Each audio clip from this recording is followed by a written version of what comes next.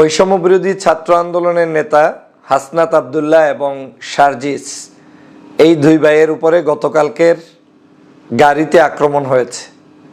Truck চাপা দিয়ে তাকে সহ তাদের টিমের আরও 4 জন মেম্বারকে হত্যার উদ্দেশ্যে এই চক্রান্ত তারা শুরু করেছে। আপনারা জানেন, যেই ট্রাকটি দিয়ে হাসনাত আবদুল্লাহ এবং সার্জিস ভাইয়ের গাড়িতে আক্রমণ করা হয়েছে, ওই ট্রাকের মালিক আওয়ামী লীগের এবং ওই ট্রাকটি 5ই আগস্টের পর থেকে এই যে জুলাই বিপ্লব হয়েছে, এই জুলাই বিপ্লবের পরবর্তীতে এখন পর্যন্ত নাকি মাঠে নামে নাই, এই প্রথম রাস্তায় নেমেছে এবং সেদিনই ওই গাড়িতে আক্রমণ করার জন্য চেষ্টা করেছে। আপনারা জানেন, বিভিন্ন সময়ে জাতীয় বীর, জাতীয় ব্যক্তিত্ব, নেতৃত্ব যারা দেয় তাদেরকে ধ্বংস করার জন্য, শেষ করে দেওয়ার জন্য বিভিন্ন মহলের ষড়যন্ত্র থাকে। বাংলাদেশেও ঠিক তেমনিভাবে ছাত্র আন্দোলনের এই দুই নেতাকে সহ ছাত্র আন্দোলনের নেতৃত্ব যাতে শূন্য হতে পারে, সেজন্য তাদেরকে হত্যার উদ্দেশ্যে বিভিন্ন পরিকল্পনা শুরু করে দিয়েছে সরকার। আজ একটু আগে সার্জিস সাহেবের একটা স্ট্যাটাসে দেখলাম, গতকালকের আক্রমণ করার শুধুমাত্র নয়, গতকালকে আক্রান্ত হওয়ার পরে হাসনাত আবদুল্লাহকে তার কুমিল্লার বাড়িতে নামিয়ে রেখে সার্জিস ঢাকাতে চলে এসেছেন।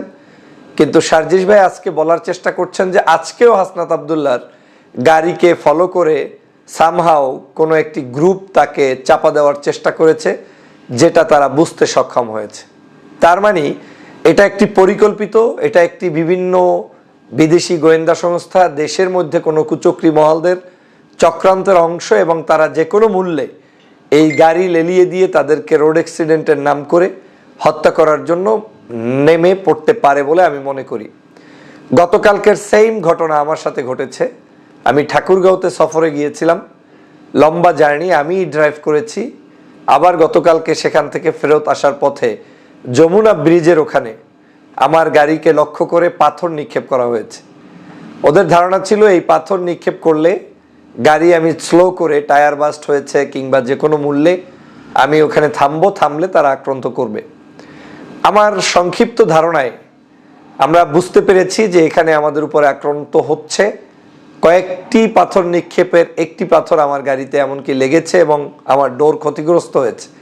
আমরা গাড়ি ওখানে না থামিয়ে প্রথমে মনে করেছি আমাদের টায়ার পাঞ্চার হয়েছে। এই টায়ার পাঞ্চার মনে করার পরেও আমরা দ্রুত গাড়ি চালিয়ে গিয়েছি এবং আল্লাহর মেহেরবানিতে সেখান থেকে আমরা অনেক দূরে একটি নির্দিষ্ট জায়গায় এসে, হেফাজতে এসে তারপরে গাড়ি চেক করে নির্দিষ্ট হলাম যে আমাদের গাড়ি ক্ষতিগ্রস্ত হয়েছে, কিন্তু আমরা চলে আসতে পেরেছি। আজকের এভাবে করে সবার উপরেই এই আক্রমণটা তারা চালিয়ে যাওয়ার চেষ্টা করছে। এর মধ্য দিয়ে প্রমাণ হচ্ছে এই ফেসিবাদ যে কোনো মূল্যে, আওয়ামী লীগের দোসররা তারা বাংলাদেশের যারা যারা দেশের জন্য কথা বলছেন, লড়াই করছেন, তাদেরকে যে কোনো মূল্যে বিভিন্নভাবে আক্রান্ত করতে চায়, তাদের কাজগুলোকে দমন রাখার জন্য এই ধরনের কাজ করতে চায়। আর সবচেয়ে সহজ মাধ্যম হচ্ছে আপনাকে যে কোনো মূল্যে গাড়িতে চাপা দেওয়া, আপনার জীবনকে অবসান করা। এই ধরনের কাজ তারা হাতে বেছে নিয়েছে এবং টার্গেট ভিত্তিক কিছু কিছু মানুষকে তারা শেষ করার জন্য মাঠে নেমেছে। আপনারা জানেন যে বাংলাদেশের পূর্বেও বহু মানুষ এরকম রোড অ্যাক্সিডেন্টে মারা গিয়েছে। একজনের নাম শুনেছেন হয়তো, আমাদের আবদুল্লাহ জাহাঙ্গীর স্যার, অত্যন্ত জ্ঞানগর্ভ আলোচনা করতেন, বিখ্যাত ব্যক্তিত্ব ছিলেন, ইসলামিক স্কলার ছিলেন। তার হত্যাটি কিন্তু গাড়ি অ্যাক্সিডেন্টের মাধ্যমে করানো হয়েছে। আমাদের বিএনপির সাবেক অর্থমন্ত্রী এম সাইফুর রহমান সাহেব, গাড়ি অ্যাক্সিডেন্টের মাধ্যমে তাকে হত্যা করা হয়েছে। এভাবে করে বাংলাদেশের অনেক জায়গায় দেখবেন যারা যারা একটু ভালো অবস্থান করছেন এবং যে কোনো মূল্যে ভোকাল হিসেবে অবস্থান করছেন অথবা জাতির সম্পদ, তাদেরকে এভাবে কিন্তু চক্রান্ত করে হত্যার খেলায় তারা মেতে উঠেছে। বাংলাদেশ সরকারকে অনুরোধ করব, আমাদের এবং আমাদের যারা কথা বলছেন, যারা নেতৃত্ব দিচ্ছেন, প্রত্যেকের নিরাপত্তা দেওয়ার দায়িত্ব আপনাদের। মানুষের জীবনে আজ হোক কাল হোক মৃত্যু আসবেই, কিন্তু যখনই আসুক সেই মৃত্যুটা যেন কোনো ধরনের অনাকাঙ্ক্ষিত মৃত্যু কারো না হয়। সবাই যাতে দেশের জন্য কাজ করে যেতে পারে, মানুষের জন্য কাজ করে যেতে পারে, সমাজের জন্য কাজ করে যেতে পারে।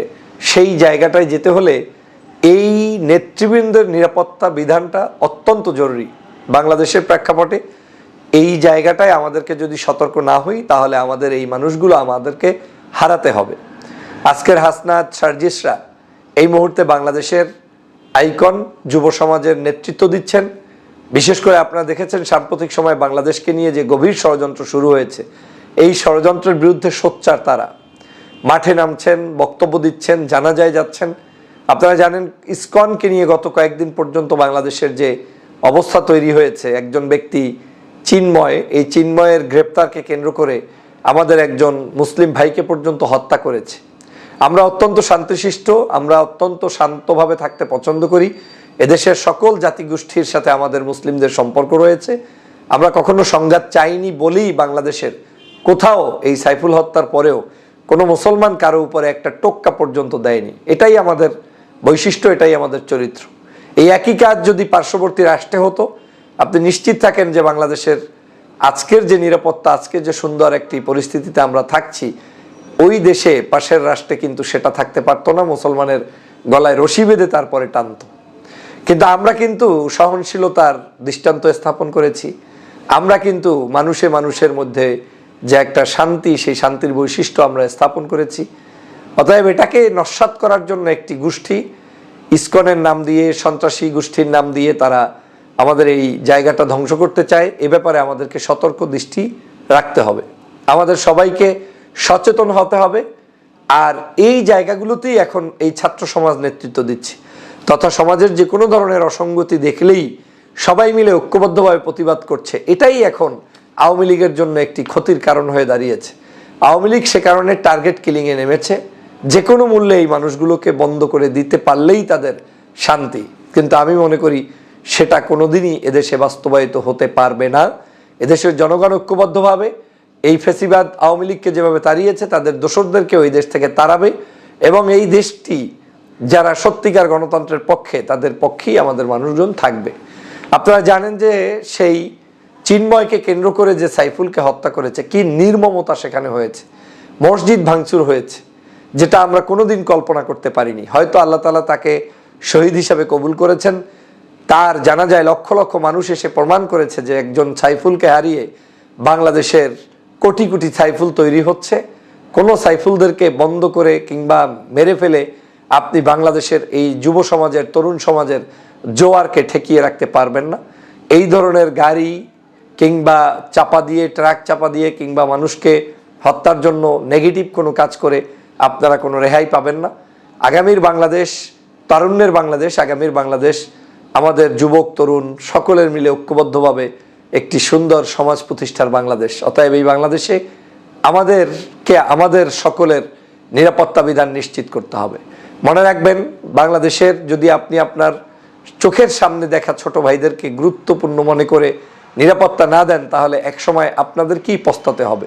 অতএব আসুন প্রিয় ভাইরা, আমরা সকল প্রকার ষড়যন্ত্র ঐক্যবদ্ধভাবে যেভাবে রুখে দিব, আমরা আমাদের ভাইদেরকেও আগলে রাখবো এবং তাদেরকে ভালোবেসে আগামীর বাংলাদেশ বিনির্মাণ করব, সেই প্রত্যাশা রাখছি।